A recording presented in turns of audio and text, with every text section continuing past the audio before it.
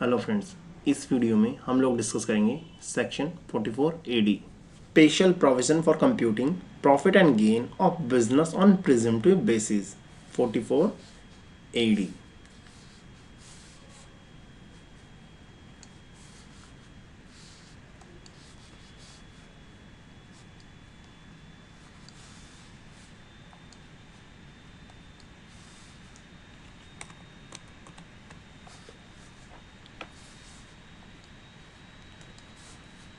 44 AD section 44 AD special provision है, ठीक है, प्रॉफिट और गेन निकालने के लिए किसके, बिजनेस एंड प्रोफेशन के on presumptive basis. Presumptive basis का मतलब क्या है कि एक फिक्स रेट पे हम लोग एक फिक्स अमाउंट या परसेंटेज से इनकम हम उसकी मानने के बिना प्रॉफिट एंड लॉस या कोई अदर डिटेल लिए। प्रेजेंटिव बेसिस का मतलब क्या है, हम फर्दर कुछ एक्स्ट्रा डिटेल लिए बिना एक फिक्स परसेंटेज या अमाउंट या उससे ज़्यादा अमाउंट को आपकी इनकम मान लेंगे। इसको एग्जांपल से समझने की कोशिश करते हैं। टैक्स कैलकुलेट करने के लिए पहले हम प्रॉफिट निकालते हैं। प्रॉफिट कैसे निकालते हैं, ट्रेडिंग अकाउंट बनाते हैं हम लोग and profit and loss account बनाते हैं। उसकी मदद से हमें प्रॉफिट निकल के आ जाता है। अब प्रॉफिट जब निकाला उसके बाद हम लोग फर्दर इसको इनकम टैक्स पर्पज़ के लिए एडजस्ट करते हैं। इसमें कुछ यदि यहाँ पे हमने कुछ एक्सपेंस है जो हमने क्लेम किया है लेकिन इनकम टैक्स पर्पज़ के लिए अलाउ नहीं है, तो हम उसको एडजस्ट कर लेते हैं और उसके बाद उस अमाउंट पे हम लोग टैक्स पे करते हैं। अब जो हम ये डायरेक्ट और इनडायरेक्ट एक्सपेंस बुक करते हैं, एक्चुअली में हमने ये पे किए होते हैं या हमारी तरफ से पेबल होते हैं। उसके बाद हम बात करते हैं बैलेंस शीट की। बैलेंस शीट में देखते हैं हम लोग, तो वहाँ फिक्स सेट लिखा हुआ है और उसको डेप्रिसिएशन से एडजस्ट करते हैं और ये डेप्रिसिएशन कहाँ चला जाता है, P&L में।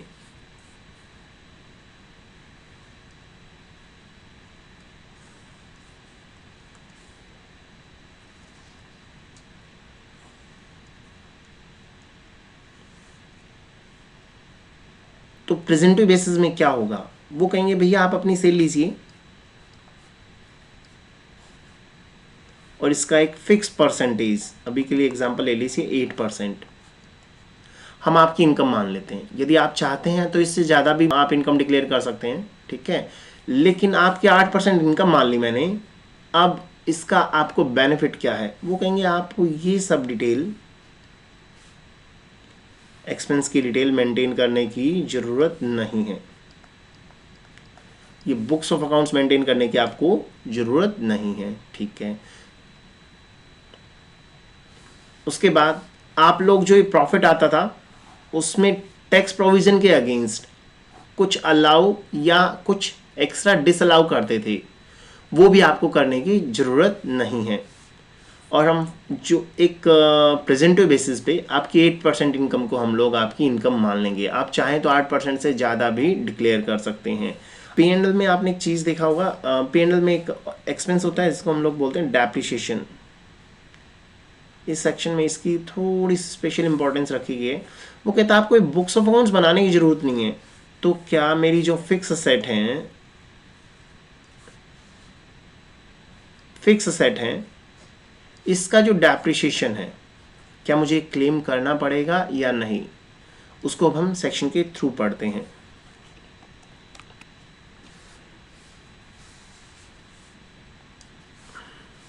Notwithstanding anything to the contrary contained in section 28 to 43C। ये सेक्शन किस चीज़ के हैं, PGBP के।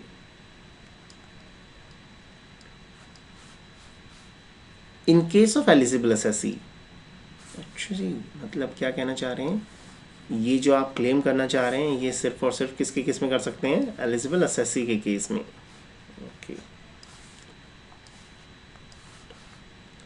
Engaged in an eligible business, okay, वो एलिजिबल, ये कह रहा है in case of eligible SSC engage in eligible business. मतलब क्या है जी, सिर्फ जो एलिजिबल एसएससी है वो इस सेक्शन का फ़ायदा उठा सकता है और वो क्या कर रहा हो, एलिजिबल बिजनेस कर रहा हो। अच्छा जी, वो फ़ायदा क्या है, is sum equal to 8% of total turnover और gross receipt of assessee in the previous year। वो कह रहा है आप 8% किस चीज़ का जी, टर्नओवर का या ग्रॉस रिसीट का। यदि आप एलिजिबल असेसी हैं और आप एलिजिबल बिजनेस कर रहे हैं तो आप 8% ग्रॉस रिसीट या टर्नओवर का shall be deemed to be the profit of such business। हम ये मान लेंगे कि वो आपकी इनकम 8% है। अब इसको एनालाइज करते हैं, क्या कहना चाह रहा है ये कहना चाह रहा है आप यदि एलिजिबल असेसी हैं और यदि आप एलिजिबल असेसी हैं और आप एलिजिबल बिजनेस कर रहे हैं तो आपके टोटल टर्नओवर का और ग्रॉस रिसिप्ट्स का 8% हम आपकी डीम्ड इनकम मान लेंगे। मतलब ये आपकी इनकम मान लेंगे। इनकम किस पर्पज़ के लिए, इनकम टैक्स पर्पज़ के लिए। ये नहीं जो आप प्रॉफिट एंड लॉस अकाउंट में निकालते हैं वो, उसके बाद फर्दर एक्सपेंसेस का कुछ एडजस्टमेंट करना है या नहीं उसको भी आगे पढ़ेंगे हम लोग। ओके सी, अब हम सब सेक्शन 1 को पूरा पढ़ते हैं। Notwithstanding anything to the country contain in section 28 to 43C, in case of eligible assessee engaged in the business of eligible business is sum equal to 8% of total turnover or gross receipt of the assessee in the previous year on account of such business, और इस case में भी is sum higher than the aforesaid sum, वो चाहे तो 8% से ज़्यादा भी क्लेम कर सकता है कि उसने अर्न किया है। अच्छा जी, तो ये वाली जो लाइन है ये हमें कहना चाह रही है 8% तो हम आपको अलाउ कर रहे हैं। यदि आपको लगता है कि भैया आप 8 से ज़्यादा डिक्लेयर करना चाह रहे हैं, मेरा 8% बनता है 10,000 रुपये और मैं चाहूँ तो इसमें 12,000 या उससे ज़्यादा मैं डिक्लेयर कर सकता हूँ। इसका मतलब क्या हुआ कि 8% से ज़्यादा भी आप डिक्लेयर कर सकते हैं। वो 10 भी हो सकता है, 12 भी, वो कुछ भी जो आपको लगता है कि मैंने अर्न किया है। तो इनकम टैक्स वाले कहते हैं चलो हमने मान लिया, आपने जब आप बोल रहे हो तो आपने ज़्यादा ही कमाया होगा, तो वो चीज़ के लिए एग्री कर रहे हैं। ये जो 8% है ना, वो कहेंगे कि भैया आप 6% भी डिक्लेयर कर सकते हैं, मतलब और कम भी डिक्लेयर कर सकते हैं। लेकिन किस केस में, जब आपकी पेमेंट जो है ना वो बैंक के थ्रू आई है आपको, और कैसे, या तो अकाउंट पे ही चेक या ECS मोड। यदि इन पेमेंट मोड के थ्रू आई है तो आप 6% भी डिक्लेयर कर सकते हैं। लेकिन वो पेमेंट कब तक आई होनी चाहिए, मान लीजिए मैं जिस पीरियड के लिए टैक्स पे करना चाह रहा हूँ 1/4/21 से 31/3/22, इस पीरियड की मैं इनकम पे टैक्स पे करना चाह रहा हूँ, तो कह रहे या तो इस पीरियड में वो आ जाए या इसकी जो रिटर्न फाइलिंग की ड्यू डेट है, इंडिविजुअल के केस में क्या होती है, 31 जुलाई। बोलते हैं भैया आपकी जो due date of filing return है ना, उस टाइम तक भी आपको अकाउंट पे ही चेक के थ्रू यदि पेमेंट मिल जाती है तो आप उस पर 6% डिक्लेयर कर सकते हैं। तो पढ़ते हैं अगला इसका sub section. Provided that this subsection shall have effect as if for the word 8% the word 6% had been substituted। मतलब जो 8% था हम उसको बदला मान लेंगे in respect of किसके केस में, amount of total turnover, जो भी total turnover है या gross receipt है, which is received by an account pay check। या तो आपने अकाउंट पे ही चेक से ले लिया या बैंक ड्राफ्ट से मिल गया या ECS से। यदि इस मोड के थ्रू आपको पेमेंट मिल गई है तो हम क्या करेंगे, आपके लिए जो 8% है उसको 6% इनकम डिक्लेयर करने को अलाउ कर देंगे थ्रू ए बैंक अकाउंट और electronic mode as may be prescribed during the financial year. ये कोई और इलेक्ट्रॉनिक मोड भी वो अलाउ कर सकते हैं बैंक के अलावा during the financial year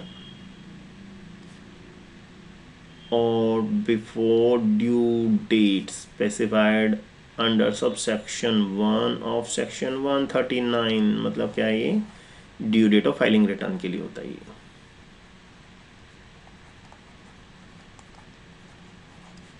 due date for filing ITR। इसको एक एग्जांपल से समझने की कोशिश करते हैं। Q1 आपका टोटल टर्नओवर है जी, टोटल टर्नओवर है 60 लाख रुपए।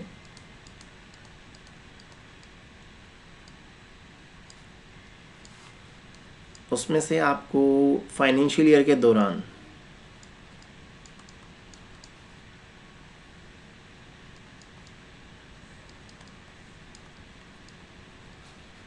कैश में जो मिला है वो है 15 लाख।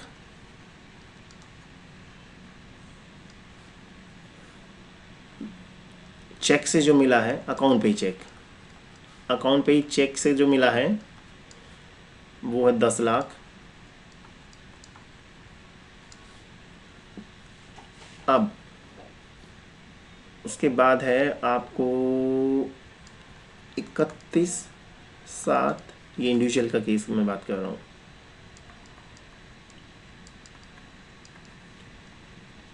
31/7/22 तक जो मिला है चेक के थ्रू, अकाउंट पे चेक, वो है 5 लाख।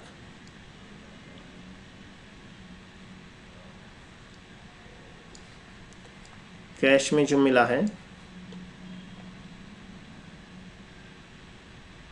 10 लाख।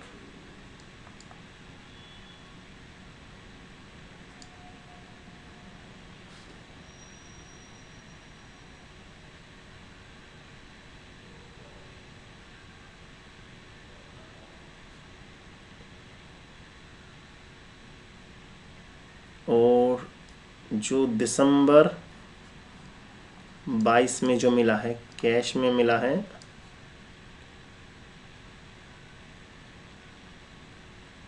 7.5 लाख।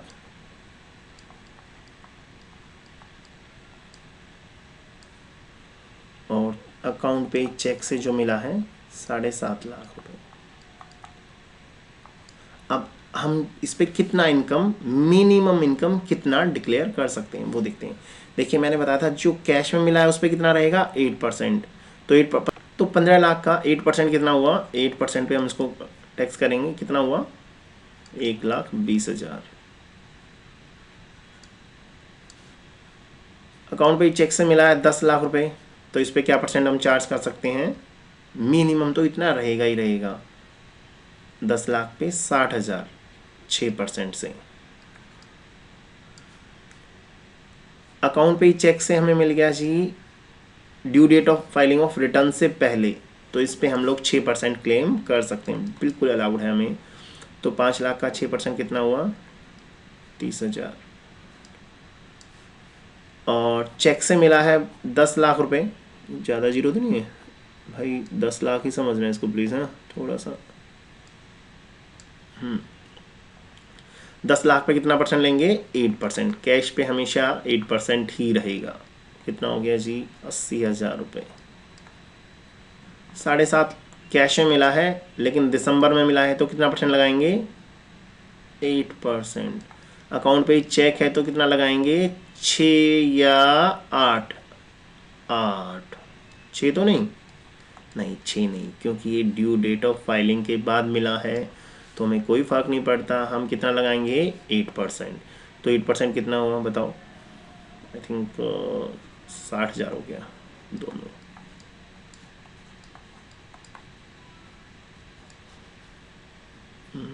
ना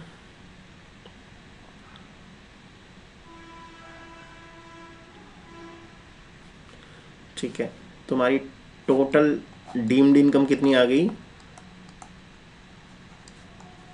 deemed income as per section 44 AD।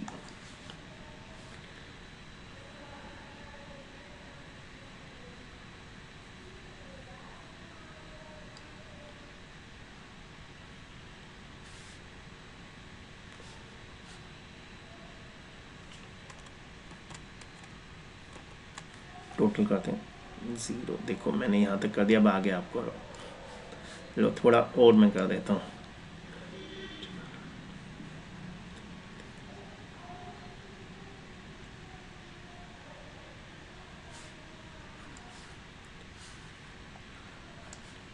4,10,000। तो हमारी डीम्ड इनकम कितनी हुई? 4,10,000। नहीं, हमने इसमें छोटा सा कुछ ट्रिक किया था, वो आपको पता नहीं चला। देखिए ये टोटल रिसिप्ट कितनी हुई यहाँ पे, 15 और 10 25, 25 और 5 30, 30 और 10 40 और 7.5 15, तो कितना हुआ ये? 55 लाख। अभी 5 लाख तो रह गया ना, 5 लाख तो रह गया ना। अब उसमें मैं कितना परसेंट लगाऊंगा? 6%। नहीं भाई, 8%। सिर्फ अकाउंट से मिला होता, ड्यू डेट से पहले मिला होता तब हम लगाते हैं, वरना हम कितना लगाएंगे? 8% हमेशा ही। तो कितना हो गया ये? 40,000 और आपकी इनकम बन गई 4,50,000। तो ध्यान रखना है, टर्नओवर की जो डिटेल दी है वो पूरा हमें मैच कर लेना है कि वो टोटल से मैच हो रही है नहीं हो रही। यदि नहीं हो रही है तो हम उस पर 8% लगाएंगे, क्योंकि इसका पता ही नहीं कैसे आया होगा। हम ये तो मान नहीं सकते ना कि वो बैंक से आया होगा। ऑब्वियसली हम ये मानेंगे बैंक से नहीं आया, तभी उसने डिटेल नहीं दी है। आप चलते हैं सब सेक्शन 2 पे। जैसा कि आपको पता ही है, जब आप प्रॉफिट निकालते हैं तो हमेशा सारे एक्सपेंस एडजस्ट कर लेते हैं। लेकिन जब उसने मेरी इनकम को 8% मान लिया है, तो क्या मैं बाकी ये खर्चे दोबारा घटा सकता हूँ? नहीं। फिर तो इस सेक्शन का बेनिफिट देने का ऑब्जेक्टिव ही खत्म हो जाएगा। आपको खर्चे ये सब डिटेल घटानी ना पड़े, ये एडजस्ट ना करना पड़े, ये एफर्ट ना करना पड़े।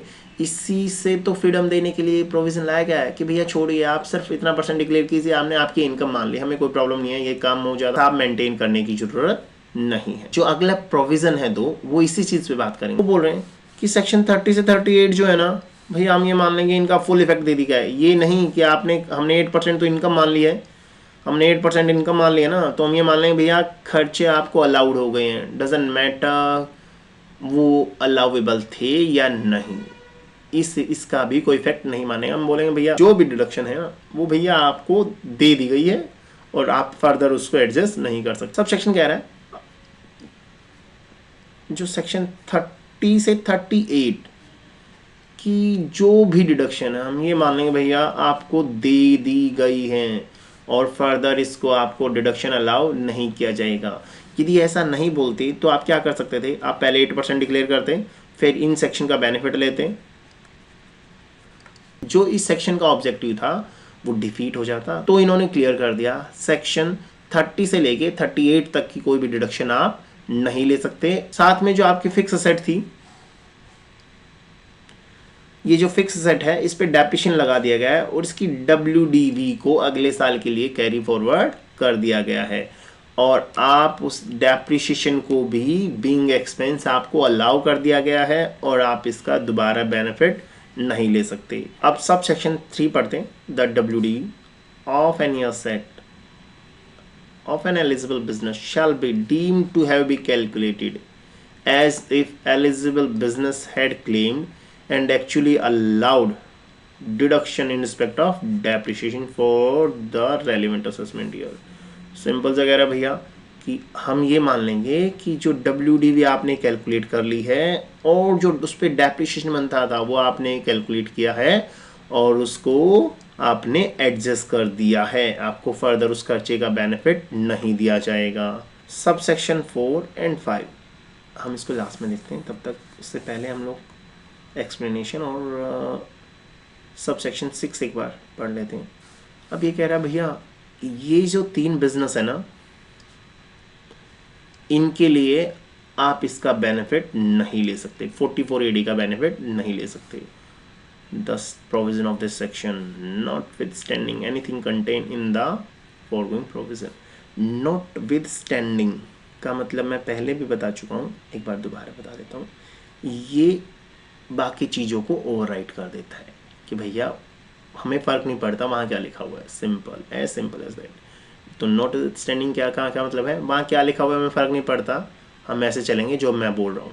Okay, for the purpose of this section shall not apply to, किस पे अप्लाई नहीं होगा?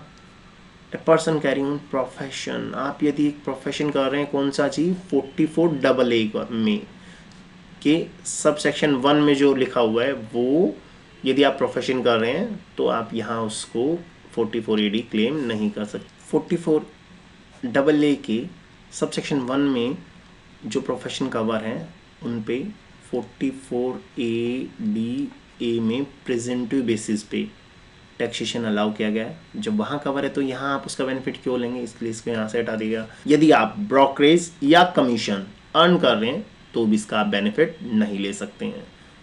तो सर कहाँ लेंगे भाई, बेनिफिट दिया था, नहीं दे रहे हैं तो इनकी मर्जी है ना, कहाँ लेना जरूरी है क्या। Person carrying on any agency business, यदि आप एजेंसी बिजनेस भी कर रहे हैं तो आपको ये अलाउड नहीं है, ठीक है, कोई प्रॉब्लम नहीं है। अब हम जब सब सेक्शन 1 पढ़ रहे थे, अभी तीन चीज़ें आई हैं। एक है सेक्शन 44AA के सब सेक्शन 1 में जो भी प्रोफेशन डिस्क्राइब किए गए हैं वो इस सेक्शन का बेनिफिट नहीं ले सकते, क्योंकि कहीं और बेनिफिट उनको दिया गया है। सेकंड है कमीशन या ब्रोकरेज अर्न करने हैं तो आप इस सेक्शन का बेनिफिट नहीं ले सकते। एंड लास्ट है एजेंसी बिजनेस आप कर रहे हैं तो भी आप सेक्शन 44AD का बेनिफिट नहीं ले सकते।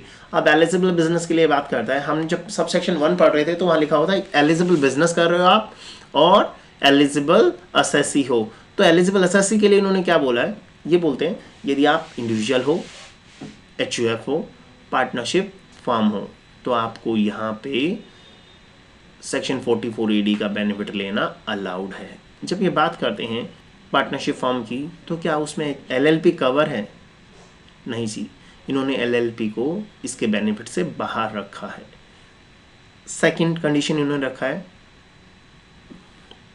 यदि आप इंडिविजुअल हो, HUF हो और पार्टनरशिप हो, साथ में आप section 10A, 10B, 10AA and section 80IA से लेके 80RRB तक की कोई डिडक्शन का बेनिफिट नहीं ले रहे, तब हम आपको एलिजिबल असेसी मानेंगे। चलिए देखते हैं।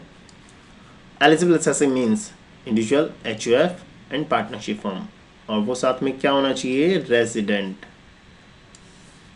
वो रेजिडेंट होना चाहिए।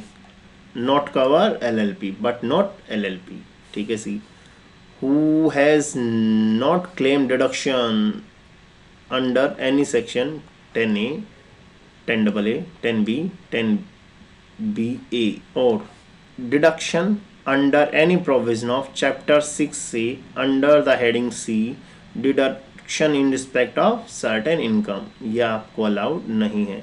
वो कौन कौन से हैं जो चैप्टर 6A की हेडिंग C में आते हैं, 80I से 80RRB, ये जो सेक्शन है इनका यदि आप बेनिफिट लेंगे तो आप एलिजिबल असेसी नहीं रहेंगे। तो 44AD के लिए आपको इनका बेनिफिट छोड़ना पड़ेगा। अब डिस्कस करते हैं eligible business means any business, सारे business whose turnover or gross in the previous year does not exceed an amount of 2 crore। Simple सा, कोई भी बिजनेस है, कुछ भी आप कर रहे हैं, टर्नओवर क्या कर रहा है जी, और ग्रॉस रिसीट 2 करोड़ से ज़्यादा,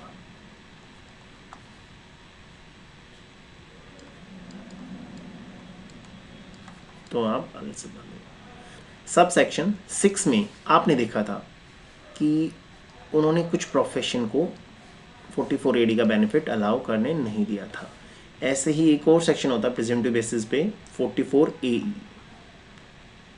वो क्या है जी, प्लेइंग, हायरिंग और लीजिंग गुड्स कैरेजेस। यदि आप ये कर रहे हैं और रेफर्ड हैं आप 44AE में, तो जो गुड्स कैरेजेस वाला बिजनेस जो 44AE में रेफर्ड है तो आप एलिजिबल बिजनेस नहीं कर रहे। तो आपको ये 2 कंडीशन ध्यान रखनी है एलिजिबल बिजनेस के लिए कि आप 44AE में रेफर्ड ना हो और आपका 2 करोड़ से ज़्यादा का टर्नओवर ना हो। अब एक क्वेश्चन बनता है इस पर, मेरा टर्नओवर है 1 CR, मैं क्या कर रहा हूँ, बिजनेस क्या है, एजेंसी बिजनेस है मेरा, तो क्या मैं एलिजिबल बिजनेस के दायरे में कवर हूँ? यस। क्या मैं 44AD का बेनिफिट ले सकता हूँ? नो। क्यों? क्योंकि सब सेक्शन 6 ने उसको मना किया है कि आप ये काम कर रहे हैं तो आपको ये सब सेक्शन 44AD का बेनिफिट अलाउड नहीं है। अब बात करते हैं सब सेक्शन 4 एंड 5 की।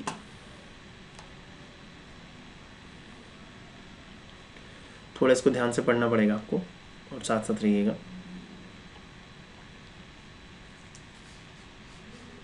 अब बात करते हैं subsection 4 and 5। Where an eligible assessee declare profit for the previous year accordance with the provision of this section. यदि उसने इसका मतलब क्या है कि आपने 44 AD के अकॉर्डिंग आपने रिटर्न फाइल की है किसी फाइनेंशियल ईयर के लिए, and he declare profit for any of the 5 assessment year relevant to the previous year succeeding such previous year not accordance with the provision of subsection 1। मतलब subsection 1 क्या था कि आप 8% या 6% इनकम डिक्लेयर तो करें ही। इन्होंने क्या किया, आपने पहले 5 साल पहले आपने क्या किया 44 AD क्लेम कर लिया, और अगले 5 साल के दौरान किसी साल में भी आपने ये बेनिफिट नहीं लिया। यदि आपने इसका बेनिफिट नहीं लिया तो क्या करेंगे भैया,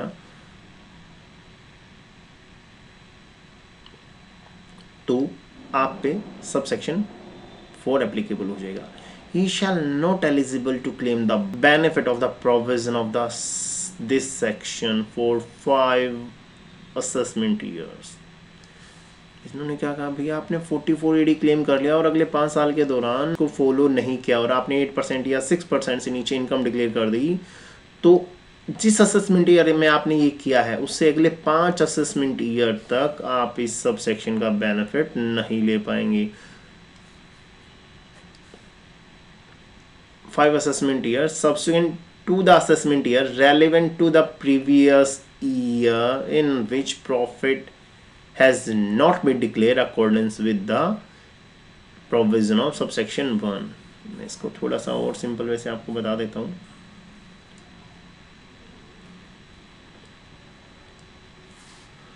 आपने क्या किया, असेसमेंट ईयर 21-22 में 44 AD क्लेम किया,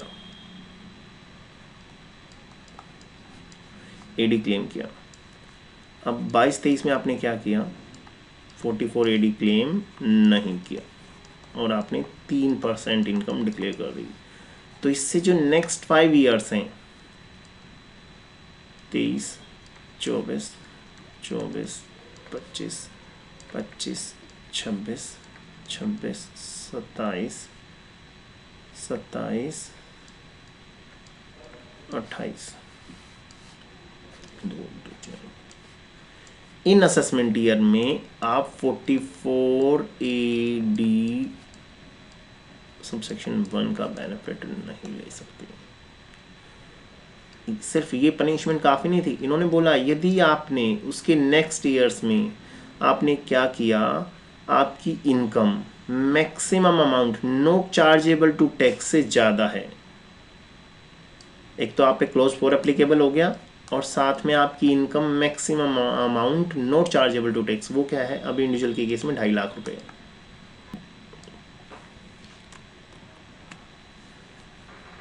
अभी क्या 2.5 लाख रुपए है और वो उस असेसमेंट ईयर के लिए हम चेक करेंगे जो भी होगा तो उससे ज़्यादा हुई तो आपको भैया बुक्स ऑफ अकाउंट्स में मेंटेन करने पड़ेंगे। 44 AA ये सब सेक्शन 2 में जो डिक्लेयर किए गए हैं, साथ में 44 AB में ऑडिट भी कराना पड़ेगा। देखते हैं पढ़ते हैं सेक्शन क्या कह रहा है, सब सेक्शन देखते हैं पढ़ते हैं। Sub section 5, notwithstanding anything contained in the foregoing provision of this section। क्या लिखा हुआ हमें कोई फर्क नहीं पड़ता, इसको इस पे ध्यान दीजिए। An eligible assessee to whom the provision of subsection 4 applicable, भैया यदि subsection 4 applicable हो गया तो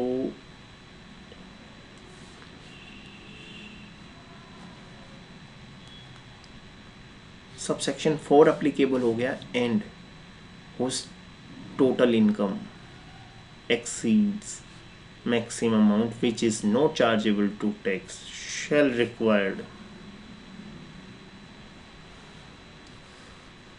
to keep and maintain such books of accounts and other document as required by subsection 2 of 44AA and get them audited and furnish a report of such audit as required under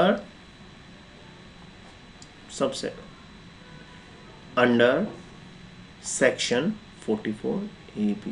मतलब आप पे sub section 4 applicable हो गया और आपने जो earn किया है, आपकी जो इन टोटल इनकम है वो maximum amount not chargeable to tax से ज़्यादा है, तो आपको बुक्स ऑफ अकाउंट्स भी बनाने पड़ेंगे और अपनी बुक्स को ऑडिट भी कराना पड़ेगा। ये था sub section 4 and 5। Hello friends, इस वीडियो में हम लोग डिस्कस करते हैं sub section 4 and 5 of section 44AD।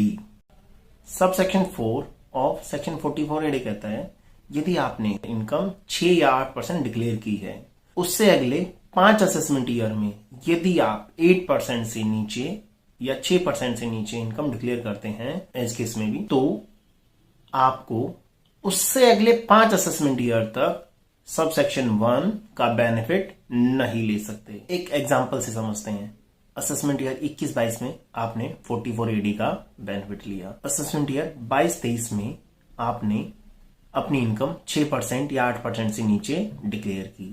अब असेसमेंट ईयर 22-23 से अगले 5 असेसमेंट ईयर तक आप sub section 1 of section 44AD का बेनिफिट नहीं ले पाएंगे। वो 5 असेसमेंट ईयर कौन कौन से हुए?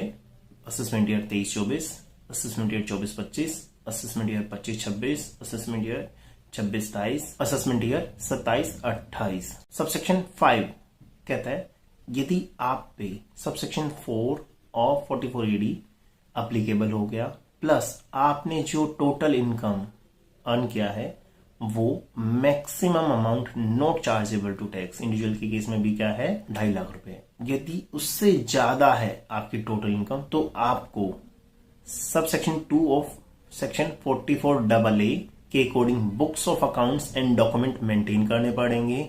साथ में आपको सेक्शन 44AB के अंडर ऑडिट भी कराना पड़ेगा। आई होप आपको ये सब सेक्शन समझ आए होंगे। Thank you so much.